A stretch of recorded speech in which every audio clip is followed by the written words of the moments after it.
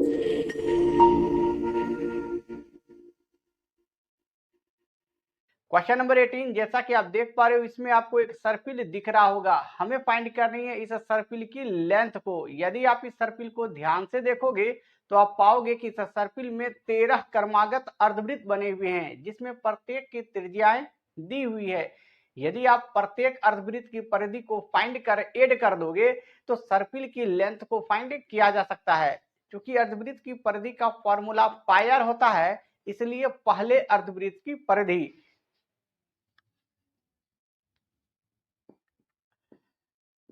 पाई R1, दूसरे अर्धवृत्त की परिधि पाई R2, उसी प्रकार तीसरे अर्धवृत्त की परिधि पाई R3, जबकि चौथे अर्धवृत्त की परिधि पाई R4। इसी प्रकार और भी आगे पाई इंटू R1, R1 की वैल्यू दी हुई है 0.5 कोमा पाई R2 की वैल्यू दी हुई है 1, पाई R3 की वैल्यू दी हुई है 1.5, पाई R4 की वैल्यू दी हुई है 2, तो इंटू 2 और भी इसी प्रकार। अब इसे हम लोग नेक्स्ट सॉल्व करेंगे तो 0.5 पे पाई कोमा पाई 1.5 पे पाई कोमा 2 पाई और भी इसी प्रकार आगे भी। इस प्रकार हमें एक सीक्वेंस प्राप्त हो जाता है। अब आप इस सीक्वेंस को ध्यान से देखोगे तो आप पाओगे कि इस सीक्वेंस का फर्स्ट टर्म 0.5 पे पाई है। इसका मतलब यह हुआ कि ए की वैल्यू हो जाएगी 0.5 पे पाई। अब हम लोग इस सीक्वेंस के कॉमन डिफरेंस को फाइंड करेंगे। तो किसी भी सीक्वेंस के कॉमन डिफरेंस को फाइंड करने के लिए सेकेंड टर्म में फर्स्ट टर्म को माइनस करना होता है। इस सीक्वेंस में सेकेंड टर्म की वैल्यू दी हुई है पाई, इसमें माइनस करेंगे हम लोग फर्स्ट टर्म की वैल्यू जो कि 0.5 है इंटू पाई। यदि हम लोग पॉइंट को रिप्लेस करेंगे अपोन में 1 दोगे और 1 के बाद सिंगल जीरो लिखेंगे। अब इसे आप कैंसिल करोगे तो 5 1 जा 5 एंड 5 2 जा 10, तो पाई माइनस 1 इंटू पाई, तो रिजल्ट पाई होगा अपॉन 2। इस पाई के अपोन में 1 देंगे एंड 1 2 का आप एलसीएम लोगे। इस 2 में यदि 1 से आप डिवाइड करोगे तो रिजल्ट 2 होगा, फिर 2 को पाई के साथ मल्टीप्लाई करेंगे तो रिजल्ट 2 पाई हुआ माइनस। इस 2 में इस 2 से आप डिवाइड करोगे तो रिजल्ट 1 हुआ, फिर इस 1 को आप पाई के साथ मल्टीप्लाई करोगे तो रिजल्ट पाई होगा। इस प्रकार d इक्वल टू 2 पाई में आप पाई को माइनस करोगे तो रिजल्ट पाई हुआ अपॉन 2। इस प्रकार d की वैल्यू हो जाएगी पाई अपॉन 2। क्योंकि इस सर्पिल में 13 क्रमागत अर्धवृत्त बने हुए हैं, इसका मतलब यह हुआ कि n की वैल्यू हो जाएगी 13। तो आप लिखोगे n इक्वल टू 13। हमें फाइंड करनी है इस 13 अर्धवृत्त के परिधि के सम को, मतलब S13 की वैल्यू हमें फाइंड करनी है। तो S13 therefore S13 equal to, क्योंकि Sn का फॉर्मूला होता है Sn equal to n upon 2 bracket 2a plus n minus 1 into d. तो इस जगह Sn n की वैल्यू दी हुई है 13, तो 13 अपॉन 2 ब्रैकेट 2a, तो 2 इंटू ए की वैल्यू दी हुई है 0.5 पे पाई प्लस n माइनस 1, तो n की वैल्यू हो जाएगी 13 अब माइनस 1 इंटू डी की वैल्यू हम लोगों ने फाइंड किया पाई अपॉन 2। अब आप इसे सॉल्व करोगे तो S13 equal to 13 upon 2, point को रिप्लेस करेंगे तो 1 के बाद 1 0 आएगा। अब इसे आप सॉल्व करोगे, 5 से 10 को 2 टाइम्स में कैंसिल करेंगे एंड ये वाला 2 कैंसिल, तो इस जगह रिजल्ट हो जाएगा पाई प्लस 13 में आप 1 को माइनस करोगे तो रिजल्ट 12 हुआ इंटू पाई अपॉन 2। अब इस 2 से इस 12 को हम लोग 6 टाइम में कैंसिल करेंगे, तो S13 इक्वल टू 13 अपॉन 2, तो पाई प्लस 6 को आप पाई के साथ मल्टीप्लाई करोगे तो रिजल्ट 6 पाई होगा।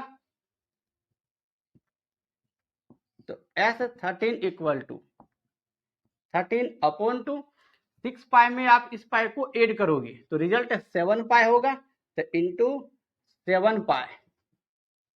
अब इसे हम लोग नेक्स्ट सॉल्व करेंगे, तो S13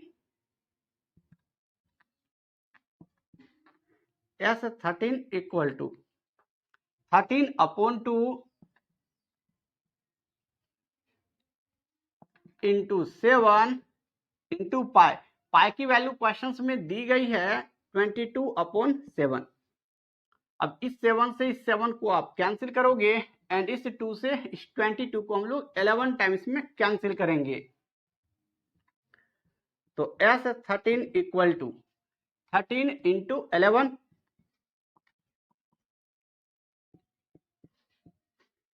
that is S13 equal to, यदि आप 13 को 11 के साथ मल्टीप्लाई करोगे तो रिजल्ट 143 होगा, जो कि S13 की वैल्यू होगी। इस प्रकार हम लोगों ने S13 की वैल्यू को कर लिया फाइंड। क्वेश्चन नंबर 19, जैसा कि आप देख पा रहे हो, इसमें कहा गया है टोटल 200 लट्ठे हैं, बट इन लट्ठों को सजाने का प्रोसेस कुछ इस प्रकार है। सबसे नीचे वाली पंक्ति में 20 लट्ठों को रखा गया है, उसके ठीक ऊपर वाली पंक्ति में 19 लट्ठों को रखा गया है, जबकि उसके ठीक ऊपर वाली पंक्ति में 18 लट्ठों को रखा गया है। इसी प्रकार आगे भी लट्ठों को रखा गया है। तो हमें फाइंड करनी है कि सबसे ऊपर वाली पंक्ति में कितने लट्ठे रखे गए हैं और 200 लट्ठों को रखने के लिए कुल कितनी पंक्तियां बनाई गई है।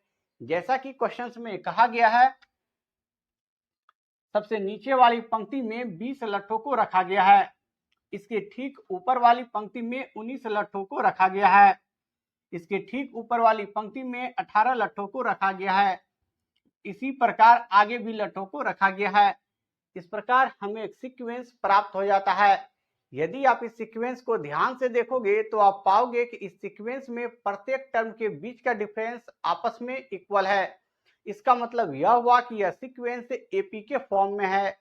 क्योंकि इस सीक्वेंस का फर्स्ट टर्म 20 है, इसका मतलब यह हुआ कि ए की वैल्यू हो जाएगी 20। अब हम लोग इस सीक्वेंस के कॉमन डिफरेंस को फाइंड करेंगे। किसी भी सीक्वेंस के कॉमन डिफरेंस को फाइंड करने के लिए सेकेंड टर्म में फर्स्ट टर्म को माइनस करना होता है। इस सीक्वेंस का सेकेंड टर्म 19 है, इसमें आप माइनस करोगे फर्स्ट टर्म की वैल्यू जो कि 20 है। यदि इसे हम लोग सॉल्व करेंगे तो डी की वैल्यू हो जाएगी -1। क्योंकि क्वेश्चंस में कहा गया है कि टोटल लट्ठों की संख्याएं 200 है, इसका मतलब यह हुआ कि एसएन की वैल्यू हो जाएगी 200। क्योंकि एसएन का फॉर्मूला होता है n/2 bracket 2a plus n-1 into d equal to ये वाला 200 n/2 ब्रैकेट 2 इंटू ए की वैल्यू दी हुई है 20 प्लस n-1 को हम लोग एज इट इज ही रहने देंगे इंटू डी की वैल्यू हम लोगों ने जस्ट फाइंड किया -1 equal to 200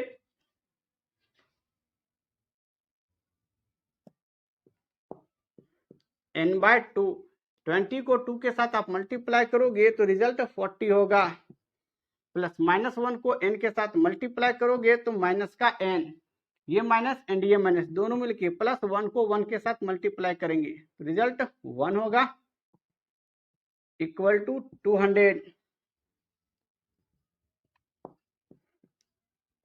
n/2 40 plus minus minus n plus plus plus 1 equal to 200 n upon 2 bracket 40 में आप 1 को ऐड करोगे तो रिजल्ट 41 हुआ minus n equal to 200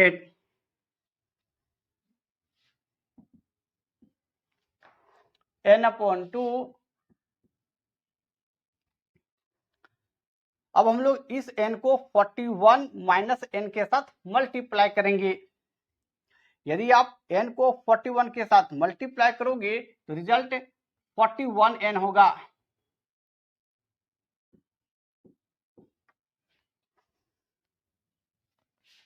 minus n को आप n के साथ मल्टीप्लाई करोगे तो रिजल्ट n स्क्वायर हुआ डिवाइडेड बाय 2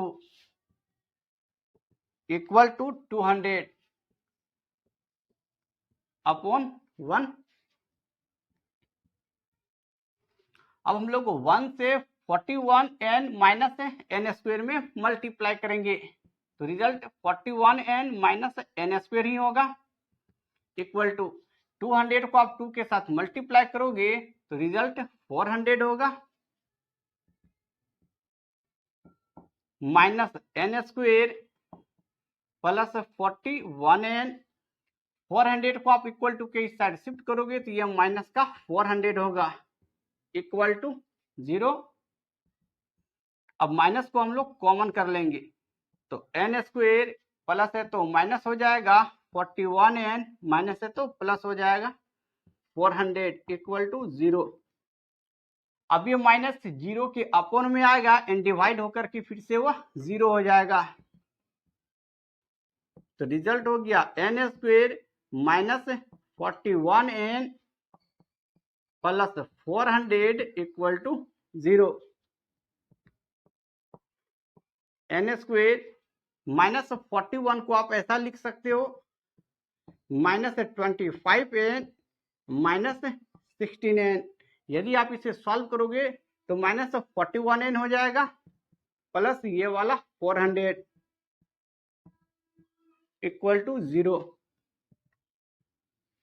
अब हम लोग इन दोनों से n को कॉमन करेंगे तो n स्क्वायर में n से आप डिवाइड करोगे तो रिजल्ट n होगा माइनस 25n में n से डिवाइड करोगे तो n कैंसिल रिजल्ट हो जाएगा 25 माइनस इन दोनों में हम लोग 16 को कॉमन कर लेंगे तो माइनस माइनस कैंसिल 16 कैंसिल बचा n इसे आप लिख लोगे माइनस प्लस माइनस 400 में आप 16 से डिवाइड करोगे तो रिजल्ट 25 होगा इक्वल टू 0। n माइनस 25 इसमें भी है एंड n माइनस 25 इसमें भी है तो इन दोनों से n माइनस 25 को हम लोग कॉमन कर लेंगे तो रिजल्ट हो जाएगा n माइनस ये वाला 16 इक्वल टू 0। n माइनस 25 भी 0 के इक्वल है एंड n माइनस 16 भी 0 के इक्वल हैं तो n minus 25 equal to 0 that is n equal to minus 25 को आप इक्वल टू के इस साइड शिफ्ट करोगे तो ये प्लस का 25 होगा।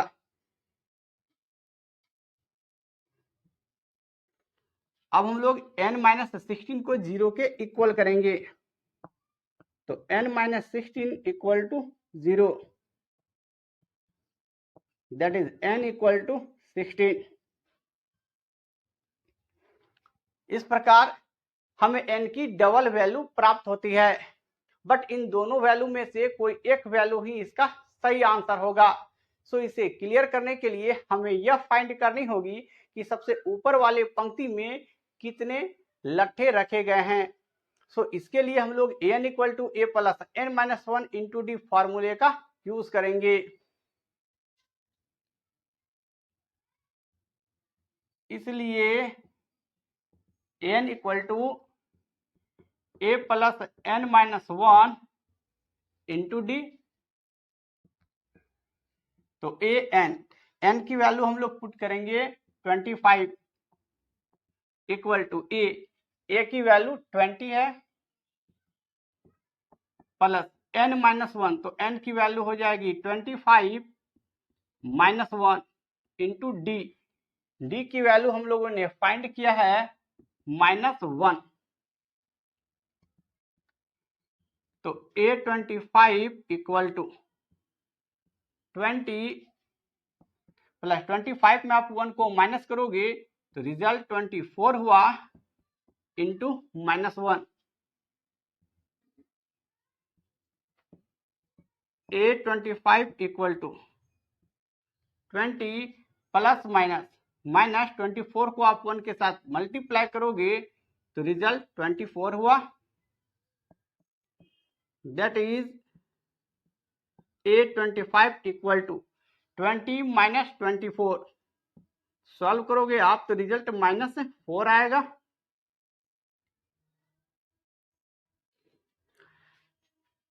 अब हम लोग n की वैल्यू 16 पुट करेंगे, तो A16 इक्वल टू ए की वैल्यू दी हुई है 20 प्लस n माइनस 1, तो n की वैल्यू हो जाएगी 16 माइनस 1 इंटू डी की वैल्यू हम लोगों ने फाइंड किया -1। अब आप इसे सॉल्व करोगे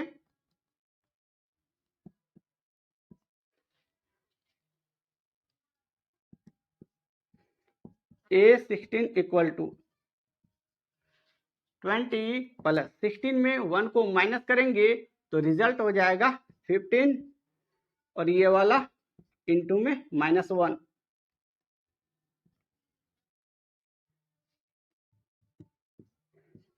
A16 equal to 20 plus minus 15, that is A16 equal to 20 में 15 को हम लोग माइनस करेंगे तो रिजल्ट 5 होगा। तो इस प्रकार A16 की वैल्यू पॉजिटिव है जबकि A25 की वैल्यू निगेटिव है और इसकी वैल्यू निगेटिव में नहीं होनी चाहिए, इसलिए n इक्वल टू 25 सही आंसर नहीं होगा, n इक्वल टू 16 सही आंसर होगा। क्वेश्चन नंबर 20 जैसा कि आप देख पा रहे हो इसमें कहा गया है आलू दौड़ प्रतियोगिता आयोजित की गई है, बट इसका प्रोसेस कुछ इस प्रकार है। एक बाल्टी रखी हुई है, इस बाल्टी से ठीक 5 मीटर की दूरी पर सीधी रेखा में पहला आलू रखा गया है। पहले आलू से ठीक 3 मीटर की दूरी पर दूसरे आलू को रखा गया है। दूसरे आलू से ठीक 3 मीटर की दूरी पर तीसरे आलू को रखा गया है। इसी प्रकार आगे भी आलूओं को रखा गया है। टोटल 10 आलू हैं। अब प्रतियोगी बाल्टी के पास से दौड़ना प्रारंभ करता है और 5 मीटर की दूरी को तय कर पहले आलू तक पहुंच जाता है और वह उस पहले आलू को उठाकर पुनः 5 मीटर की दूरी को तय कर बाल्टी तक पहुंचता है और पहले आलू को बाल्टी में डाल देता है। बाल्टी से दूसरे आलू की दूरी 8 मीटर है। अब वह प्रतियोगी 8 मीटर की दूरी को तय करता है और दूसरे आलू तक पहुंचता है और वह दूसरे आलू को उठाकर पुनः 8 मीटर की दूरी को तय कर बाल्टी तक पहुंचता है और दूसरे आलू को भी बाल्टी में डाल देता है। बाल्टी से तीसरे आलू की दूरी 11 मीटर है। अब वह प्रतियोगी बाल्टी के पास से दौड़ना प्रारंभ करता है और 11 मीटर की दूरी को तय कर तीसरे आलू तक पहुंचता है और वह तीसरे आलू को उठाकर पुनः 11 मीटर की दूरी को तय कर बाल्टी तक पहुंचता है और तीसरे आलू को भी बाल्टी में डाल देता है। इसी प्रकार यह प्रोसेस आगे भी चलता रहता है। इस प्रकार हमें एक सीक्वेंस प्राप्त हो जाता है। अब आप इस सीक्वेंस को नोट कर लोगे।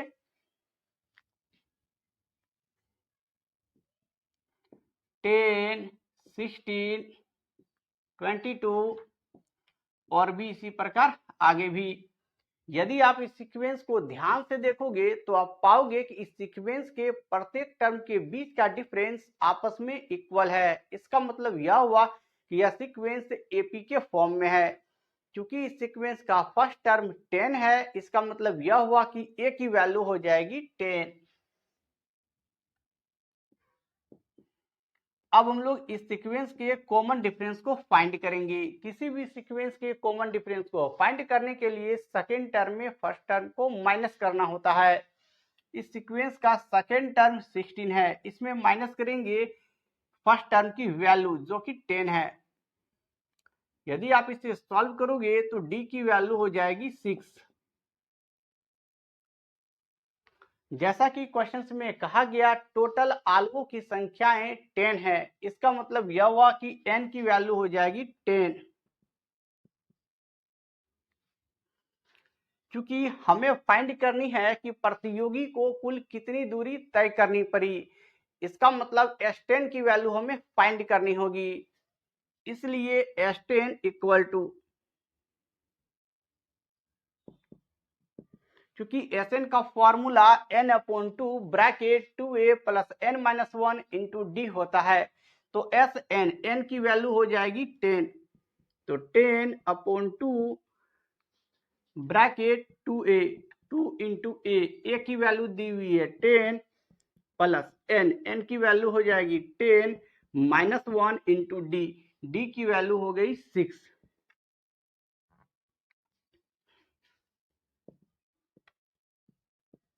S10 इक्वल टू 2 से इस 10 को हम लोग 5 टाइम्स में कैंसिल कर देंगे।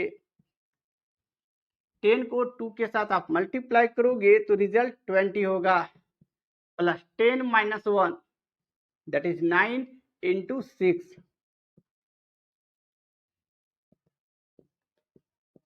S10 इक्वल टू 5 ब्रैकेट में 20 प्लस 9 को यदि आप 6 के साथ मल्टीप्लाई करोगे तो रिजल्ट 54 होगा।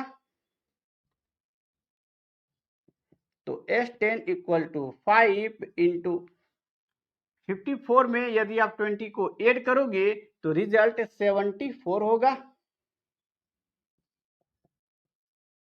That is S10 equal to, यदि हम लोग 74 को 5 के साथ मल्टीप्लाई करेंगे तो रिजल्ट 370 होगा, जो कि हमें फाइंड करना था। इसका मतलब यह हुआ कि प्रतियोगी को 370 मीटर की दूरी तय करनी पड़ेगी। इस प्रकार हम लोगों ने क्वेश्चन नंबर 20 को कर लिया कंप्लीट।